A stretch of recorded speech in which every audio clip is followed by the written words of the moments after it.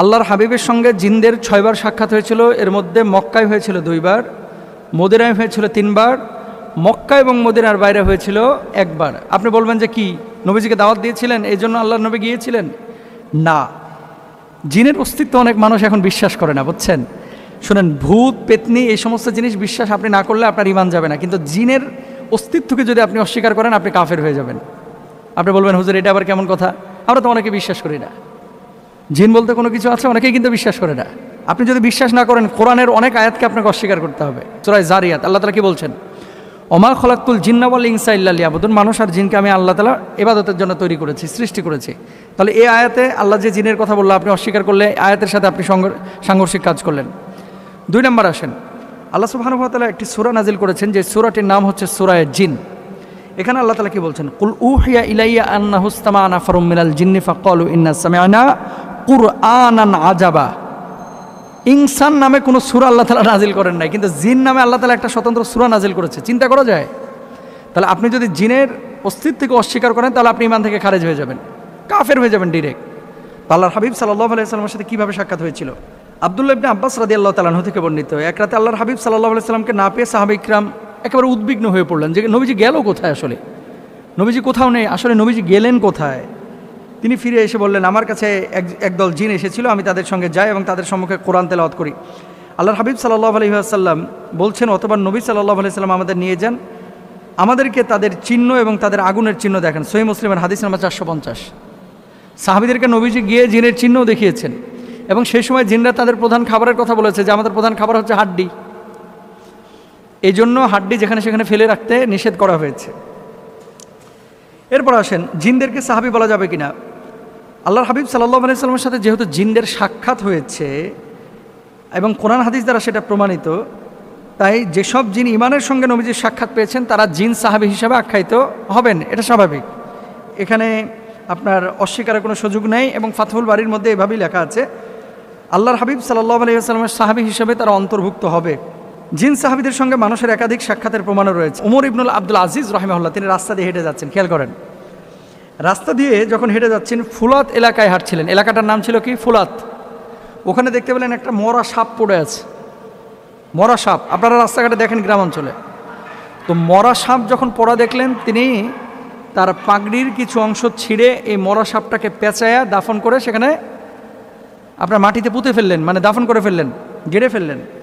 তখন একজন বলল, হে সারাক, আমি সাক্ষ্য দিচ্ছি রাসূল আকরাম সাল্লাল্লাহু আলাইহি ওয়াসাল্লামকে বলতে শুনেছি তুমি ফুলাত নামক স্থানে মারা যাবে এবং একজন নেককার ব্যক্তি তোমাকে দাফন করবে। ওই সাপকে উদ্দেশ্য করে বলতেছে ওই ব্যক্তি। ওমর ইবনে আব্দুল আজিজ রাহিমাহুল্লাহ বললেন, তোমার প্রতি আল্লাহর অনুগ্রহ করুন, তুমি কে? লোকটি বলল, আমি রাসূল সাল্লাল্লাহু আলাইহি ওয়াসাল্লাম থেকে কোরআন শ্রবণকারী জিনদের একজন। এই তার মানে এখানে কি ওমর ইবনে আব্দুল আজিজ রাহিমাহুল্লাহ পাগড়ি ছিঁড়ে যে সাপটাকে পেঁচায়া দাফন করে দিলেন, এই সাপের পাশে মানুষের আকৃতি নিয়ে একজন জিন স্বীকৃতি দিল যে এটা আমাদের সদস্য ছিল। আল্লাহর হাবিব সাল্লাল্লাহু আলাইহি ওয়াসাল্লামের কাছে এই জিন বাইয়াত হয়েছিল এবং কোরআন শ্রবণ করেছিল, আমিও তাদের একজন। জিনরা আপনারা জানেন যে অনেক সময় সাপের আকার আকৃতি ধারণ করে, বিড়ালের আকার আকৃতি ধারণ করে, কুকুরের আকার আকৃতি ধারণ করে। তো আমি নিজে ছিলাম ওই সফরের মধ্যে আল্লাহর হাবিবের সঙ্গে সাল্লাল্লাহু আলাইহি ওয়াসাল্লাম, এবং এই সাপটা মূলত সাপ না, সাধারণ সাপ না, এটা জিন। তো আপনার হাত দিয়ে, আপনি যেহেতু নেককার ব্যক্তি, আপনার পাগড়ির মাধ্যমে আল্লাহ তাআলা তার দাফনের ব্যবস্থা করলেন, সুবহানাল্লাহ। এবার আসেন, এরকম জিনদের আসলে সংখ্যা কত? আল্লাহর হাবিব সাল্লাল্লাহু আলাইহি ওয়াসাল্লামের সাথে যে দেখা সাক্ষাৎ হয়েছে, অনেক সময় বড় দল নিয়েও জিনরা সাক্ষাৎ করেছে। তো মোট জিনদের সংখ্যা কত যারা আল্লাহর হাবিবের সাক্ষাৎ পেয়েছেন?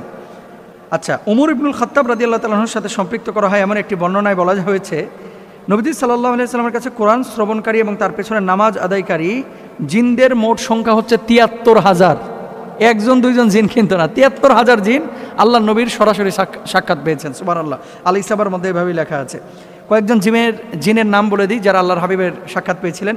আল্লামা ইবনে হাজার আসকালানী রাহিমাহুল্লাহ তার আল ইসাবা ফি তামিজ সাহাবা বইয়ে ২২ জন জিনের নাম উল্লেখ করেছেন যারা আল্লাহ নবী সাহাবী ছিলেন, মানে জিন সাহাবী। এর মধ্যে একজন হচ্ছেন হামা, আরেকজনের নাম হচ্ছে আহকাব, আরেকজনের নাম হচ্ছে আরকাম, এরপরে মুতাকিদ, এরপরে জাওবা, এরপরে হাসির রাদিয়াল্লাহু তাআলা আনহুম।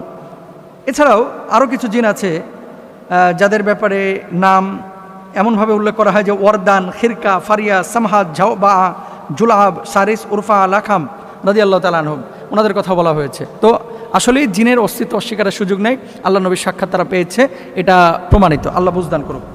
পাপিষ্ঠদের চেহারায় কিছু চিহ্ন কিন্তু প্রকাশিত হয়। যারা পাপ করে, সুন্দর অথবা সুন্দরী কিছু ছেলে এবং মেয়ে আছে, কিন্তু পাপিষ্ঠ, দেখবেন চেহারার দিকে তাকাইলেই মেজাজ খারাপ হয়ে যায়। কিছু কালো লোক পাবেন আপনাদের সমাজে, আমাদের সমাজে একেবারে কুচকুচে কালো, কিন্তু চেহারার দিকে তাকাইলেই তাকায় থাকতে মন চাই।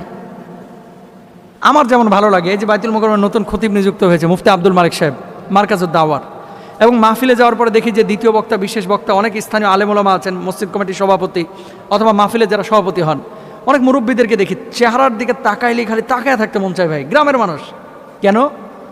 আপনি যখন ভালো কাজ করবেন আল্লাহ তাআলা আপনার চেহারার মধ্যে একটা আসর বা তাসির দিয়ে দিবেন, আর আপনি যখন পাপিষ্ঠ হবেন না, চেহারার মধ্যে একটা পাপের সিল মেরে দিবেন। আপনি দেখবেন অনেক মডেল আছে, গায়ক আছে, গায়িকা আছে, পত্রপত্রিকায় যাদের ছবি দেখা যায়, আমি বলছি বলে না, আপনি নিজেকে তাকায় দেখেন পরীক্ষা করার জন্য। আমি বলছি না উলঙ্গ মহিলার দিকে তাকাইতে, পরীক্ষা করার জন্য তাকায় দেখেন, আর চেহারার দিকে তাকাইলেই মেজাজ খারাপ হয়ে যায়। ওই যে স্বৈরা শাসক 15 বছর যারা এদেশের ক্ষমতায় ছিল, এখানে কিছু লিডার ছিল, চেহারার দিকে তাকাইলেই মেজাজ খারাপ হয়ে যেত। কেন? মিথ্যা কথা বলতে বলতে মিথ্যার উপরে পিএইচডি হয়ে গেছে। এখন আল্লাহ তাআলা এই মিথ্যুকদের চেহারার উপরে পাপের একটা চিহ্ন ফেলে দিয়েছেন। পাপাচারের কারণে একজন মানুষের দৈহিক এবং আন্তরিক যে সমস্ত পরিবর্তনগুলো ঘটে, যে সমস্ত পরিবর্তনগুলো ঘটে একটা একটা করে বলে দিই। 1 নাম্বার, পাপের কারণে অন্তর অন্ধকারচ্ছন্ন হয়ে যায়। অনেকে বলে যে হুজুর দোয়া তো করি কিন্তু কান্না তো আসে না, চোখ দিয়ে কোনোভাবেই পানি আনতে পারছি না, এরকম অনেক মানুষ বলে। কিন্তু তো কান্না আসবে কিভাবে? অন্তরটা মরে গেছে, মরিচা পড়ে গেছে, এই জন্য কান্না আসে না। আপনাদেরকে একটা কথা বলি, আমার খুব ইচ্ছে আছে একদিন আপনাদেরকে এটা দেখাইতে। আরব বিশ্বের অনেক স্কলাররাই দেখান, আমারও ইচ্ছা আছে। একটা গ্লাসে রঙিন পানি নেবেন, তারপরে এই গ্লাসের ওপরে রঙিন পানিটা নেওয়ার পরে এই রঙিন পানির ওপরে আপনি সাদা পানি, মানে গ্লাসের পরে গ্লাস ঢালতেই থাকবেন ওই রঙিন পানির ওপরে, দেখবেন একসময় এই পানিটা সাদা হয়ে যাবে। তার মানে কি? যে অন্তরটা কলুষিত হয়েছিল, এই কলুষিত অন্তরের মধ্যে যখন আপনি তাওবা দিবেন, ইস্তেগফার দিবেন, নামাজ দিবেন, কোরআন তেলাওয়াত দিবেন, জিকির আজকার দিবেন, তখন অন্তরটা বিশুদ্ধ হয়ে যাবে, চেহারার মধ্যে ছাপ আসবে, অন্তরটা মরবে না, জীবিত থাকবে। 2 নম্বর আসেন, লজ্জাশীলতা দুর্বল করে দেয়। যারা পাপিষ্ঠ, অতিরিক্ত পাপ করে, এদের হায়া বলতে কিছু থাকে না। যেখানে সেখানে জেনা ব্যভিচার করে, যেখানে সেখানে মানুষের সাথে মেলামেশা করে, মানুষের সাথে মুখ খারাপ করে কথাবার্তা বলে। খেয়াল করে দেখেন, যেগুলো পাপিষ্ঠ।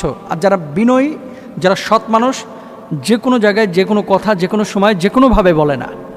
খুব মনোযোগ দিয়ে খেয়াল করেন। 3 নম্বর আসেন, পাপাচারের মানব হৃদয় অধোনমিত হয়, অধপতিত হয়। মানুষের যে মনুষ্যত্ববোধ বলতে একটা জিনিস আছে ভেতরের, এটা নষ্ট হয়ে যায় পাপের কারণে। আর যখনই পাপের কারণে এই মনুষ্যত্ববোধের চিহ্ন ছুটে ফাটা যখন ভেতরে না থাকে, অন্য মানুষগুলো তার অ্যাটিটিউড বা আচার আচরণ দেখেই বুঝে যে এটা হারামখোর, এটা পাপিষ্ঠ। যেগুলো ঘুষখোর, খেয়াল করে দেখেন, যেগুলো সুদখোর, এগুলোর চেহারা দেখলে মেজাজ খারাপ হয়ে যায়, যদিও দাড়ি রাখছে অথবা যদিও নামাজ পড়ে, ফরফর করে কথা বলে, আর দেখবেন যে চেহারার মধ্যে আল্লাহ তাআলা একটা সিল মেরে দিয়েছে, এটা পাপিষ্ঠ। অনেক লোক আছে এরকম। 4 নম্বর, ভালো কাজের তাওফিক হয় না। যেগুলো অতিরিক্ত পাপ করে, বেশি পাপ করে, এরা চায় যে আমি ভালো কাজ করব, কিন্তু করতে পারে না। কারণ কি জানেন? আল্লাহ সুবহানাহু ওয়া তাআলা তার দ্বীনের খেদমত, আল্লাহ তাআলা তার নিজের খেদমত, ইসলামের খেদমত আল্লাহ তাআলা সেই বান্দার থেকে নেন যে বান্দার ভিতরে মনুষ্যত্বের বা ঈমানের গুণাবলী আছে, এছাড়া আল্লাহ তাআলা নেন না। তাই ভালো কাজ তারা করতে পারে না, অপমানের জীবন বহন করেন। একটা জায়গায় আপনি অফিসিয়ালি কাজ করতে গিয়েছেন, দেখবেন আপনাকে পাত্তা দেবে না, অথচ আপনার পাশে আরেকজন দাঁড়াইছে, তাকে খুব সম্মান ইজ্জত করতেছে। কালকে আমি বসুন্ধরায় একটা রিক্সায় উঠলাম, অটোতে মাস্ক পরা ছিলাম। স্বাভাবিকভাবে অনেকে তো চোখ দেখে বুঝে ফেলায় বা কণ্ঠ শুনে বুঝে ফেলায় যে হুজুর। তো 3 জন লোক মানে চোখ দেখে কণ্ঠ শুনে যখন ভাড়ার কথা বলছিলাম চিনে ফেলেছে। চিনার পরে সে মাস্ক খোলা এখন ছবি নেবে, তো নাজেহাল বান্দা, দিতেই হলো ছবি। তো রিক্সাওয়ালা আমার একটা কথা বললো যাওয়ার পথে, যেটা আমার ভিতরে নাড়া দিয়েছে। হুজুর, এই ইজ্জতটার মূল্য কি আপনি দিতে পারবেন? এই যে আপনাকে জোর করে ধরে তারপরে ছবি নিচ্ছে এবং একটু কথা বলার জন্য দৌড়ে আসলো পেছন থেকে। আসলেও তো এই ইজ্জতের মূল্য তো আমরা দিতে পারবো না। আপনাকে যে কথাটা আমি বলতে যাচ্ছি, যে যখন আপনার ভিতরে সৎ এবং উন্নত মানসিকতার মনুষ্যত্ববোধ থাকবে, মুমিনের গুণাবলী এবং এখলাস থাকবে, আল্লাহ তাআলা পৃথিবীর বুকে আপনাকে এত সম্মান এবং মর্যাদার ব্যবস্থা করে দেবেন, যেখানে যাবেন সেখানেই সম্মান পাবেন। আর যদি এটা না থাকে, আপনার সাথে মানুষ কুকুরের মতো আচরণ করবে, এটা বাস্তব। হেল্পার আপনারা বেল দিবে না, রিক্সাওয়ালা আপনারা বেল দিবে না, ভ্যানওয়ালা আপনারা বেল দিবে না, কৃষক বেল দিবে না, রাস্তার পাগলও আপনারা ইটা দিয়ে তাড়া দিবে। কথা বুঝতে পারছেন? তো এই জন্যে আমি কিন্তু কথাগুলো খুব সিম্পলভাবে বলতেছি আপনাদেরকে, কিন্তু এই কথাগুলো আসলে খুবই দামি এবং মারাত্মক। আল্লাহ বুঝদান করুক।